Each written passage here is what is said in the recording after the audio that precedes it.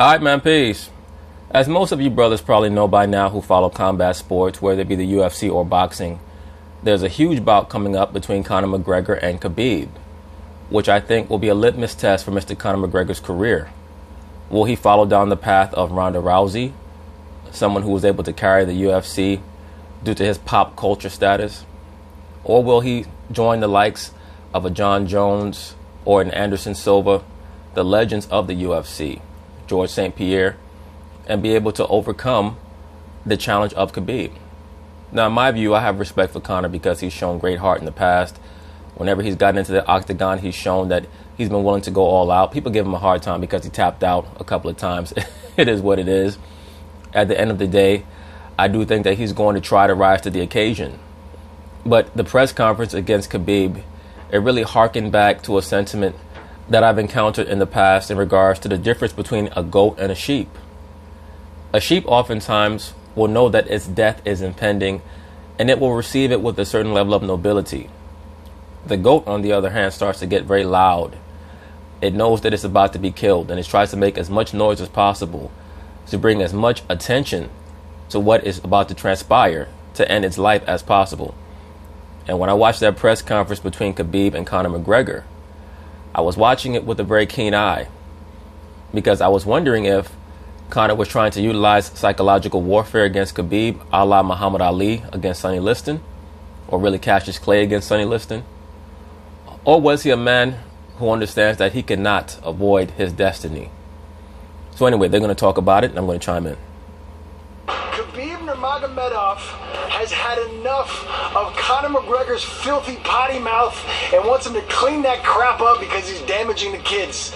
Welcome to TV Sports. Evan here with Van. What is? Michael J. Babcock. Oh, what's up? Babcock. And yeah, man, we were talking about the crazy press conference heard around the world on Thursday where Conor McGregor, he got racist, he got explicit, he probably got drunk, he got his whiskey. There's no doubt that he was drunk. And that's the reason why I say that I believe that Conor McGregor is a bit scared of this man. Because I noticed the whiskey glass on the dais, and it was very obvious to me that he had to be liquored up in order to encounter Khabib, who seemed to be a stone cold killer. I mean, look at Khabib. That man, he's all about business. He's like, I'm going to choke this guy out and I'm going to make him cry. I'm going to make him beg me for his life. Whiskey breath all over Dana White's face right there, and he said some very bad things. Well, we just shot Khabib. To me, Conor looks like a guy who's frustrated that he's being forced to fight Khabib. He knows that if he retires, he's not going to have enough money to continue his lifestyle. He also knows that he's not good enough to be a professional boxer. So he has to go back to the UFC if he wants to continue to try to make people believe that he's a fighter first before he's a celebrity. Now look, we all know that Conor has options. He can go into the movie world if he wants to, but is he ready to do that? If he truly wants to be a combat athlete, he knows that he has to go back to the octagon because he's not good enough to be a professional boxer. His fight against Floyd Mayweather proved that to him. Floyd took it easy on him, carried him for about 4 or 5 rounds before he started to ratchet up the pressure. And eventually Conor realized the difference between a top-level fighter, even one that was 40 years old, as opposed to what he may face if he was to try to turn professional in boxing. So he decided to take his ass back to the UFC. But now he has to fight this man right here, Mr. Khabib, who to me is all business. And he's going to go out of his way to try to hurt Conor. Now, Conor alleges that Khabib has a glass jaw. I think that that is the only chance that Conor will have to win, is if what he's saying is true and Khabib actually has a glass jaw. Nurmagomedov on his way out of New York, where he's going to the West Coast to begin his final training preparations for UFC 229. About 2 weeks now, huh? Yeah, he's very upset at Conor McGregor. Now, first off, before we get to Khabib's soundbite, let's take a walk back at the press conference so you can hear all of the terrible things that Conor McGregor said. Take a look. If you want okay. Messages, no, if you want, I come out, but why you come? You. He supported the cause. You remember that? You little fanboy. You little fanboy bitch. Do something then, I just shut your mouth. Fool you. Let's backwards. What's wrong with your English? The ain't problem that more English, you mad rat. Yeah. Let me say this. This little portion of this segment is nowhere near the worst of many of the statements that Conor McGregor made towards Khabib. He was talking about his father. He was talking about his country his government, his homeland. The man went all the way in. I mean, I think the only thing that he didn't do was talk about Khabib's kids if he has kids. I don't even know if the man have kids or not, but that was about the only thing that Conor didn't do. And it was very obvious that he was on the sauce. To pay our bleep guy overtime to cover all that stuff. Yeah, bleep guy made good bleep commission. Yeah, there's a lot of bleep commission from that press conference. So we talked to Khabib and we said, look, man, he said a lot of awful things. You insulted your heritage. He insulted your religion. Your language. He insulted your manager, your language. He went after everything that's your holy. Father. Your father. He insulted you. Dude, you went crazy on Khabib. So how is Khabib handling all of this on Friday? This is what Khabib had to say. Watch. I feel good, you know. I feel good, but this is what I don't like when too much people curse, you know. I cannot curse him because too many young guys like follow us, follow him, follow me, and I don't want to be bad example for young generation people. I don't want this, and you know, we cannot be bad people for young generation people. Of course, you try to promote this fight, make money, but like end of the day, you have to think about the young generation, Let me say this very quickly. Khabib is trying to take the good guy angle. I'm not saying that he's being completely insincere, but I think that he's shrewd enough to understand that he's going to let Conor McGregor play the heel because he cannot talk shit with Conor McGregor. I'm not sure if there's ever been an athlete that could talk shit on the level of Conor McGregor. I mean, he's up there in the Muhammad Ali realm in regards to talking shit. The main difference is that Ali never became quote-unquote profane with his trash talking like McGregor does, but McGregor goes all the way in. All the way in. It's almost a waste of time trying to talk trash against him. You should just let him go and do what Khabib is doing, trying to play the good guy role. And Khabib is not a good guy. He's trying to act like he is, but he's not. Too many people watch on us, and you know, So he should be a better role model. He really should be a better. Just saying. I don't want to talk about him. I want to talk about me. Okay. I want to be good man, but I know it's very hard. Nobody is perfect. Everybody makes mistakes.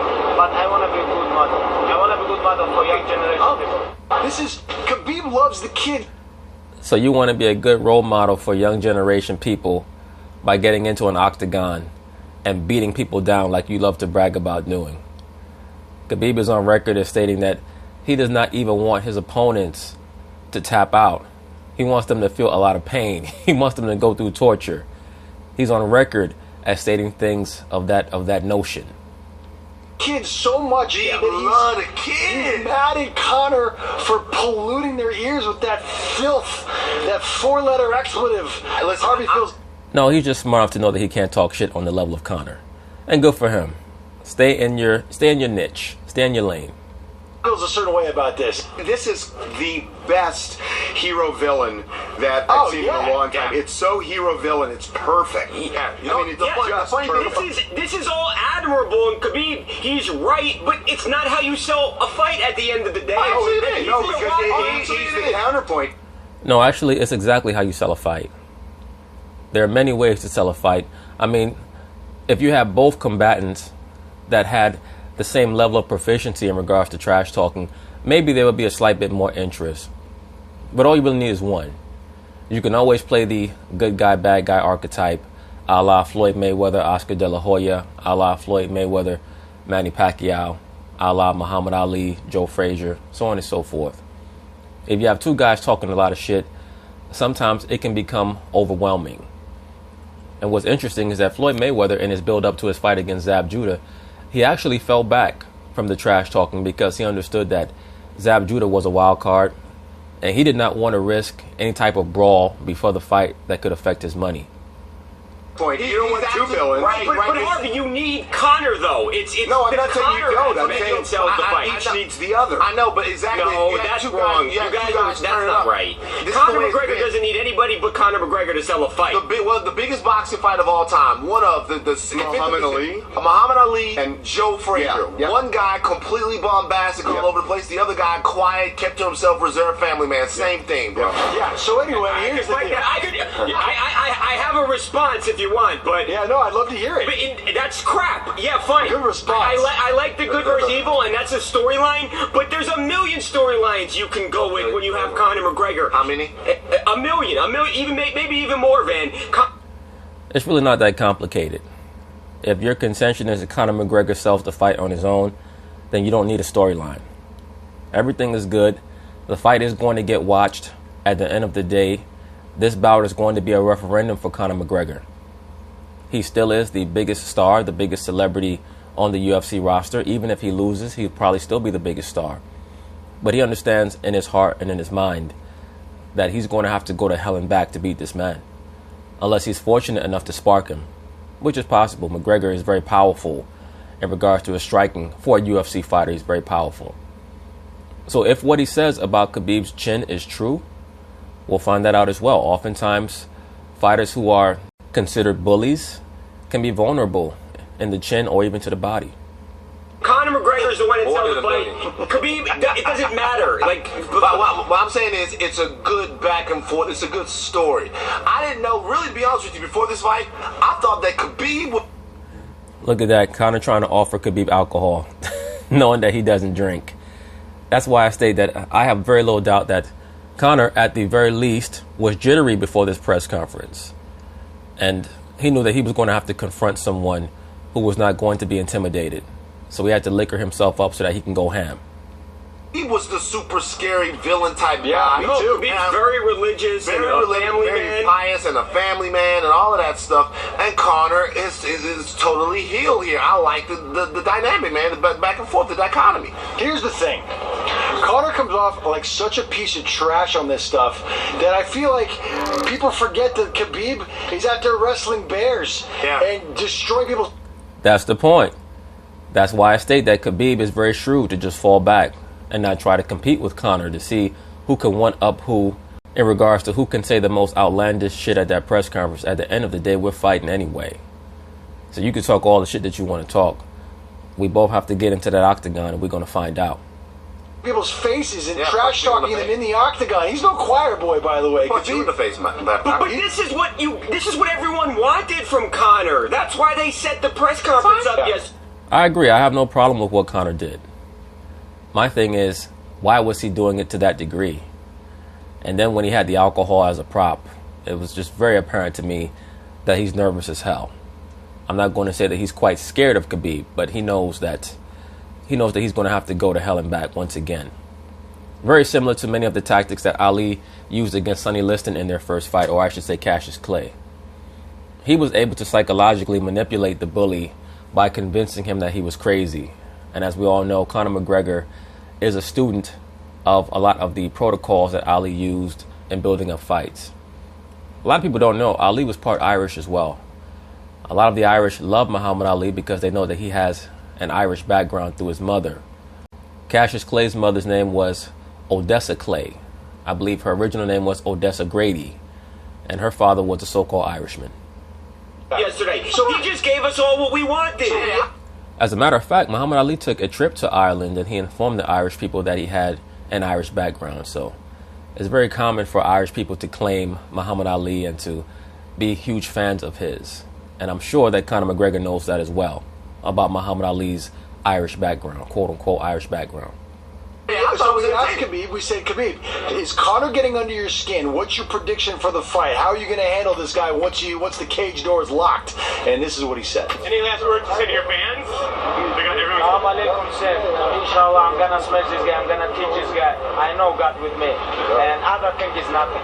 I'm going to smash this guy. I'm going to smash this guy. He's going to smash Conor McGregor. What we didn't get yesterday, and what I wanted, and what we didn't get from him in that clip is what exactly Conor McGregor is. What is Conor McGregor? And we've had Khabib before, and he's told us what Conor McGregor is. He is tap machine. He is tap machine. Who wins a street fight, you or Conor? But I never lose fight with the street. No matter where it is, you're going to win. How many times he tap? How many times? He's tap machine. You know, if we're going to meet somewhere, we're going to fight 100%. I love it. Wow. Machine. By the way, one last thing I want to talk about. I've spoken to multiple people who have had Conor McGregor's whiskey, and he is paying us $0. This is not an integration. We're not taking money from Conor McGregor. We will, though, if you want. Is it good? I've talked to several people who have had the whiskey, including people who I thought were in a position to trash the whiskey, and they have all told me the same thing. They are shocked at how good it tastes. Wow. Yeah. Jameson. Well, he's going to need a lot of whiskey on hand after the fight, particularly if Khabib gets him on the ground. He's going to need as much whiskey as possible. He was drinking some whiskey after the Floyd Mayweather fight, after Floyd used his head as a bongo drum. Watch your back. I know. But anyway, we'll see what happens in that bout. Peace.